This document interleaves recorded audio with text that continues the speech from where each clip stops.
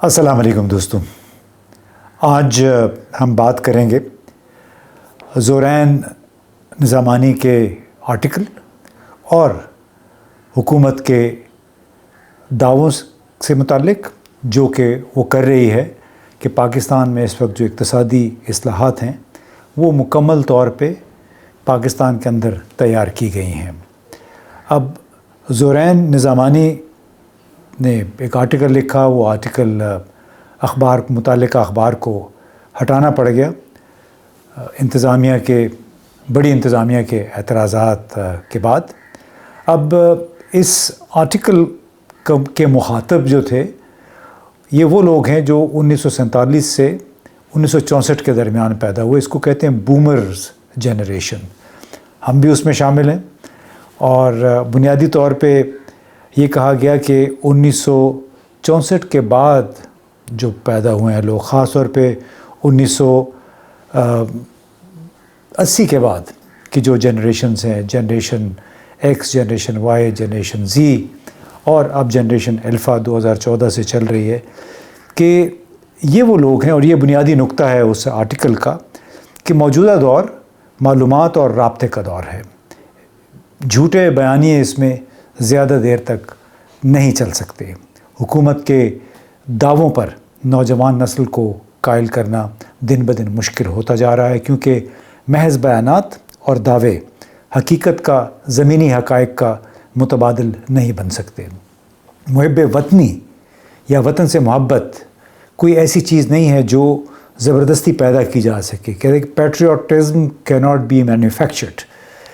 یا اس کو اوپر سے مسلط کر دیا جائے۔ حب الوطنی جو ہے اس کو اوپر سے آپ مسلط نہیں کر سکتے۔ یہ ایک ایسا فطری عمل ہے جو کہ اچھی طرز حکمرانی، انصاف کی، روزگار کی فراہمی اور شہریوں کے درمیان باہمی اعتماد، قومی اداروں پر اعتماد اور ایک انکلوسیو نظام کے ذریعے حب الوطنی کے جذبات پیدا ہوتے ہیں۔ اس کو آپ تھوپ نہیں سکتے، کسی پر مسلط نہیں کر سکتے ہیں۔ تو یہ جو اس آرٹیکل کے بعد مجھے ایک اور بات یاد آئی، وہ بات تھی جس طرح ہمارے وزیر اعظم شہباز شریف نے کئی کمیٹیاں بنائیں حال ہی میں، اور ایک اڑان نام سے ایک پروگرام بھی شروع ہوا تھا، اور ان کے ساتھ ساتھ جو اصل وزیر خزانہ ہیں اسحاق ڈار، وہ بھی بار بار یہ کہتے رہے کہ اس وقت پاکستان جو ہے وہ ایک اڑان بھر رہا ہے، کیونکہ ہم نے ایک ہوم گرون اقتصادی اصلاحات کا پروگرام، یعنی پاکستان کے اندر تیار کیا گیا اقتصادی اصلاحات کا پروگرام پر ہم عمل درآمد کر رہے ہیں۔ اب اس کے ساتھ ساتھ اسی لیے میں نے یہ سوچا کہ کیا یہ جو دعویٰ ہے اس پہ کوئی یقین کرے گا، یا یقین کرنے والی یہ بات ہے۔ وزیر اعظم شہباز شریف اور اسحاق ڈار بار بار خود کہہ چکے ہیں کہ ہم نے یہ پروگرام داخلی طور پہ تیار کیا ہے، لیکن دوسری طرف سے وہ یہ بھی کہتے ہیں کہ ہمیں کڑوے گھونٹ پینے پڑ رہے ہیں، کیونکہ IMF کی شرائط سے ہم روگردانی نہیں کر سکتے، اور IMF کی سخت ناگوار شرائط کے تحت ہمیں قرضے بھی لینے پڑ رہے ہیں اور اصلاحات سے بھی گزرنا پڑ رہا ہے، جس کا نزلہ ظاہر ہے 80-90% جو عوام ہے ان پہ پڑتا ہے۔ اب یہ اگر آپ دیکھیں کہ گورننس، ہم آہنگی اور طویل مدتی اصلاحات، یہ بنیادی طور پہ پاکستان کے معاشی مسائل ہیں، لیکن یہ اس سے زیادہ ہمارے اسٹرکچرل اور ادارہ جاتی مسائل ہیں، اور اس سے پھر زیادہ جو ہمارے وزیر اعظم اور اسحاق ڈار جیسے وزراء ہیں ان کی بات اس مزید تشویشناک ہو جاتی ہے جب وہ کہتے ہیں کہ ہم ہوم گرون پروگرام پہ عمل کر رہے ہیں، کہ اصل میں تو یہ نہ تو مکمل طور پہ مقامی اصلاحات ہیں، اور نہ ہی اسٹریٹجک طور پر یہ ایک آزاد فیصلے حکومت کر رہی ہے۔ اور اس کی وجہ یہ ہے، اور بنیادی سوال یہ پیدا ہوتا ہے کہ کیا یہ اصلاحات واقعی مقامی ہیں، یا پھر IMF کے جو ڈکٹیٹ کیا ہوا ایک پروگرام ہے اسی کو ہی ہم نے ایک لیبل لگا دیا ہے کہ یہ ہوم گرون اکنامک ایجنڈا ہے۔ اب آپ کو معلوم ہے وزیر اعظم کوئی 2-3 بڑی کمیٹیاں بھی بنا چکے ہیں متعدد مرتبہ۔ ایک غیر ملکی کنسلٹنٹ کو بھی ہائر کیا گیا تھا گزشتہ سال بجٹ بنانے کے لیے، کیونکہ آپ کو معلوم ہے پاکستان میں تو اقتصادی اور مالیاتی ماہرین کی بہت کمی ہے، یہاں ہے ہی نہیں ہے۔ پاکستان کا نظام تعلیم اس قابل ہی نہیں ہے کہ ایسے لوگ پیدا کر سکے جو پاکستان کا بجٹ بنا سکے، پاکستان کی جو بیلنس شیٹس ہیں ان کو منفی سے مثبت کر سکے۔ اور پھر یہ مسئلہ اور گھمبیر ہو جاتا ہے جب یہ تاثر پیدا ہو کہ اڑان کے نام سے پروگرام، یا پھر جس کو ہم کہتے ہیں ہوم گرون اکنامک پروگرام، ان پروگراموں کی تشہیر غیر ملکی فنڈنگ ایجنسیز کر رہی ہوں، اس میں چاہے برطانوی ادارے شامل ہوں، امریکی ادارے شامل ہوں، IMF ہو یا ورلڈ بینک ہو، یعنی پیسے ہم کنسلٹنٹ اور پیسے ہم لے رہے ہیں اپنے اقتصادی اصلاحات پروگرام کے لیے دوسرے ملکوں سے، اور پیش اس کو کر رہے ہیں ہم کہ یہ دعویٰ کر رہے ہیں کہ یہ ہم نے داخلی طور پہ مقامی طور پہ ایک پروگرام بنایا ہے اصلاحات کا، بڑا کڑا پروگرام ہے۔ آپ یعنی غریب لوگوں کو کہتے ہیں کہ آپ کو کڑے گھونٹ پینے پڑیں گے، لیکن ملک کی بہتری اسی میں کہ اس پہ عمل درآمد ہو جائے۔ جو 5-10% جو اشرافیہ ہے اس پہ اس کا اطلاق نہیں ہوتا، ویسے مہنگائی ہو بھی جائے تو ان کو فرق نہیں پڑتا ہے۔ اور یہ وہ باتیں ہیں جو کہ IMF نے اپنی جو governance and corruption diagnostic report تھی 2-3 مہینے پہلے آئی تھی، اس میں بھی اس نے انکشافات یہ کیے IMF نے، اور یہ کہا کہ پاکستان کی معیشت دراصل ایلیٹ کیپچر، یعنی چند بڑے گھرانوں نے اس پہ قبضہ کیا ہوا ہے، گھرانوں یا اداروں نے اس پہ قبضہ کر رکھا ہے۔ اور تخمینہ یہ تھا IMF کا اپنی رپورٹ میں کہ اگر پاکستان ان چند خاندانوں اور جو فوجی اداروں کی تجارتی سلطنت کو ملنے والی مراعات، ٹیکس چھوٹ اور مسخ شدہ جو پالیسیاں ہیں جو کہ ان لوگوں کو فیور کرتی ہیں وہ ختم کر دے، تو پاکستان کی سالانہ پیداوار میں 5 سے 6.5% تک اضافہ ہو سکتا ہے، یعنی ہر سال 25 سے 32 ارب ڈالر کی مالیت کا نقصان ہو رہا ہے ان مراعات ٹیکس میں چھوٹوں کی وجہ سے۔ اور یہ ارتکاز کہاں پہ ہو رہا ہے؟ چند ہاتھوں میں، اور چند ہاتھ یہ وہ ہیں، آپ کو کچھ دیر میں بتاتا ہوں کہ کیا یہ لوگ چاہیں گے کہ وہ نظام ختم کر دیا جائے جو کہ جس میں سرکاری ادارے ناکام ہوتے ہیں اور پھر یہ گھرانے، یہ ادارے ان سرکاری اداروں کو خرید کے انہیں منافع بخش بنا لیتے ہیں۔ یعنی وہ نظام اس طرح ہے کہ آپ مسلسل اس سے فائدہ اٹھاتے ہوئے یہ کلاس، یہ مخصوص ادارے ہیں اور مخصوص خاندان ہیں، وہ کیوں کر IMF کی بات سنیں گے، کیوں کر اس نے جو نشاندہی کی ہے کہ پاکستان کے مسائل کیا ہیں اسٹرکچرل، ان کا کچھ ازالہ کیا جائے۔ یعنی لیکن پہلے USAID بھی بہت فنڈنگ کرتا تھا، ورلڈ بینک، FCDO جو کہ برطانوی ادارہ ہے، اور عالمی بینک آپ کو معلوم ہے، IMF، یہ تمام بار بار اصلاحات کے لیے پاکستان کو اب تک 26 سمجھے کہ قرضے کے پروگرام آ چکے ہیں جس کے تحت قرضے ملے ہیں۔ وہ قرضے پھر کئی ادا ہوتے ہیں، کوئی ادا نہیں ہوتے ہیں، لیکن پاکستان کے مسائل جو اشاریے ہیں اقتصادی ترقی کے، وہ ادھر کے ادھر ہی کھڑے ہیں۔ اور اسی لیے IMF کی رپورٹ میں بھی، اور حالیہ ایک پرو پاکستانی ایک میگزین ہے آن لائن، اس میں بھی ایک رپورٹ چھپی تھی، اور یہ کچھ میں باتیں وہاں سے نقل کر کے آپ کو بتا رہا ہوں کہ پاکستان کی معیشت بنیادی طور پہ ایک خاندانی کاروبار ہے۔ اس نے لکھا کہ جو IMF نے شرط کہا کہ اگر آپ یہ مراعات ختم کریں تو 6.5% تک، یعنی 32 ارب ڈالر تک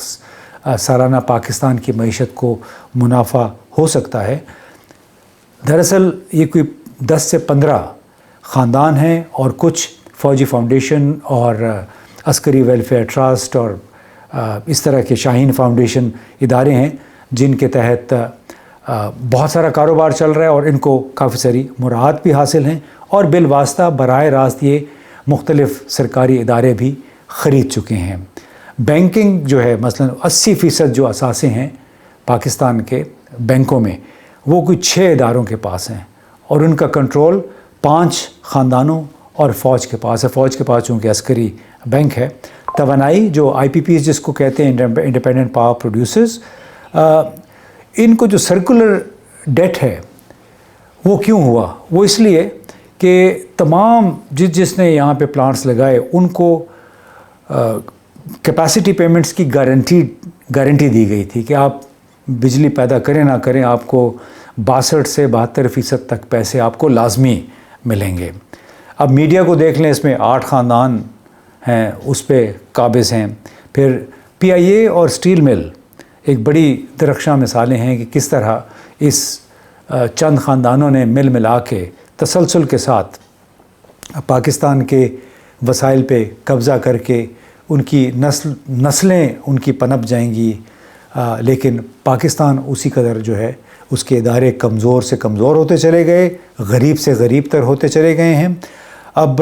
منصوبہ بندی کا بھی اس میں بحران ہے، اور اسی لیے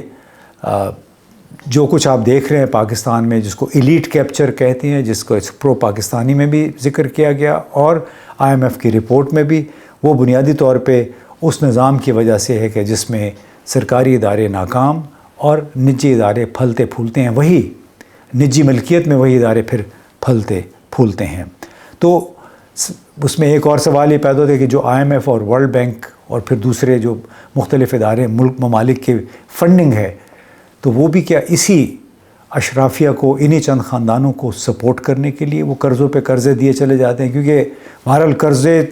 تو واپس کرنے ہوتے ہیں عوام نے، ہمارے آپ کے جو ٹیکس ہوتے ہیں یا پھر ہمارے نام پہ جو قرضے لیے جاتے ہیں، انہی کے ذریعے پرانے قرضے واپس کیے جاتے ہیں۔ اب آپ اگر دیکھ لیجئے کہ اس میں نشاط گروپ ہے، کوئی 10 بڑے گروپوں کا اگر نام لے لیں تو سب سے ٹاپ پہ نشاط گروپ ہے، اور اس کی کوئی مالیت بتائی جاتی ہے $5 ارب، اور اس کے اثاثے کیا ہیں؟ اسے MCB بینک ان کا ہے، اس طرح نشاط پاور ہے، DG خان سیمنٹ ہے، نشاط ملز ہیں، اور آدم جی انشورنس، ہونڈا نشاط موٹرز، اور ایمپوریم مال، یہ بہت بڑا مال ہے۔ اس کے علاوہ پھر ایک اور دوسرا بڑا گروپ ہے یونس برادرز گروپ، طبہ فیملی بھی اس کو کہتے ہیں، تو لکی سیمنٹ ان کا ہے، اس میں مارکیٹ پاور ان کی، جو کہ اس میں پاکستان اسٹاک ایکسچینج کی جو کیپٹلائزیشن ہے 19% ان کا اس میں حصہ ہے۔ پھر ان کے لکی ٹیکسٹائل مل، لکی ون مال،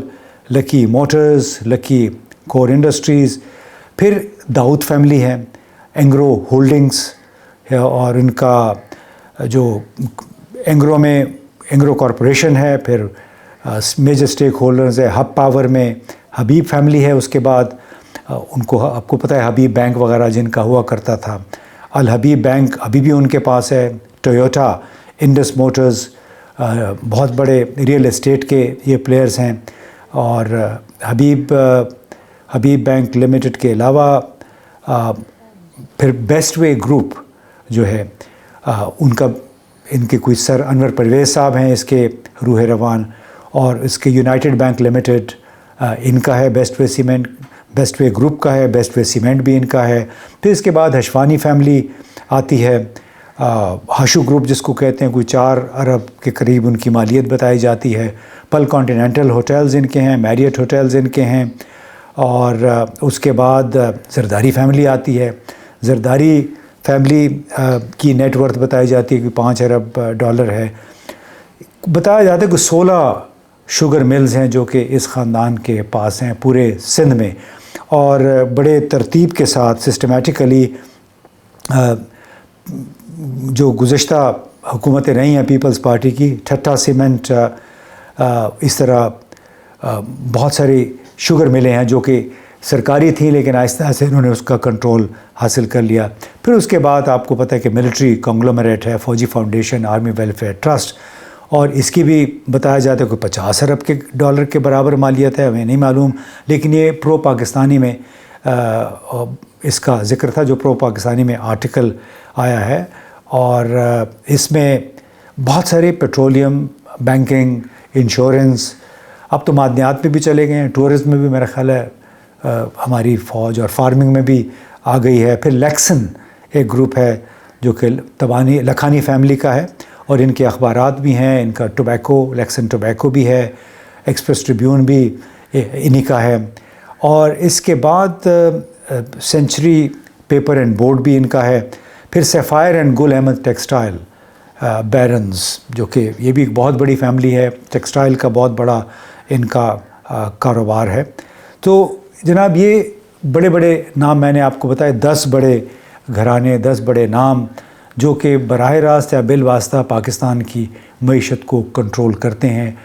تو اسی لیے بنیادی طور پہ سوال یہ پیدا ہوتا ہے کہ جب نظام ہی چند خاندانوں اور بڑے فوجی سویلین کاروباری اداروں کے مفاد کے لیے ڈیزائن کیا گیا ہو، تو کیا یہی اشرافیہ کبھی ایسی اصلاحات چاہے گی جو ان کی طاقت اور دولت پر ضرب لگا سکیں؟